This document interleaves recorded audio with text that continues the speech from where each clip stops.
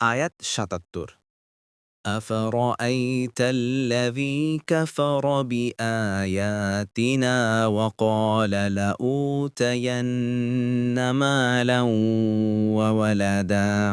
অনুবাদ: আপনি কি জেনেছেন এবং আশ্চর্য হয়েছেন সেই ব্যক্তি সম্পর্কে যে আমাদের আয়াতসমূহে কুফরি করে এবং বলে, আমাকে অবশ্যই ধনসম্পদ ও সন্তান সন্ততি দেওয়া হবে। তাফসির ১ নং ফুটনোটের বিবরণ।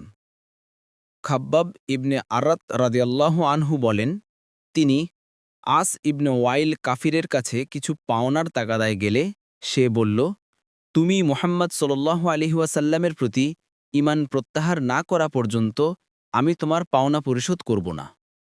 খাব্বাবা জবাব দিলেন, এরূপ করা আমার পক্ষে কোনো ক্রমেই সম্ভবপর নয়। চাই কি তুমি মরে পুনরায় জীবিত হতে পারে।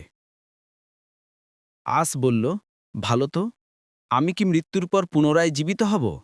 এরূপ হলে তাহলে তোমার ঋণ তখনই পরিশোধ করব, কারণ তখনও আমার হাতে ধনসম্পদ ও সন্তান সন্ততি থাকবে।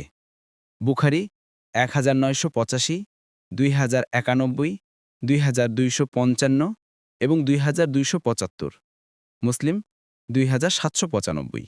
অর্থাৎ সে বলে, তোমরা আমাকে যতই পথভ্রষ্ট ও দুরাচার বলতে এবং আল্লাহর আযাবে ভয় দেখাও না কেন, আমি তো আজও তোমাদের চাইতে অনেক বেশি সচ্ছল এবং আগামীতেও আমার প্রতি অনুগ্রহ ধারা বর্ষিত হতে থাকবে। তাই আল্লাহ তাআলা তাদের এই বিকৃত মনোমানসিকতা উল্লেখ করে সেটার উত্তর দিয়ে বলেছেন, সে কিরূপ জানতে পারল যে পুনরায় জীবিত হবার সময়ও তার হাতে ধনসম্পদ ও সন্তান সন্ততি থাকবে? সে কি উকি মেরে অদৃশ্যের বিষয়সমূহ জেনে নিয়েছে?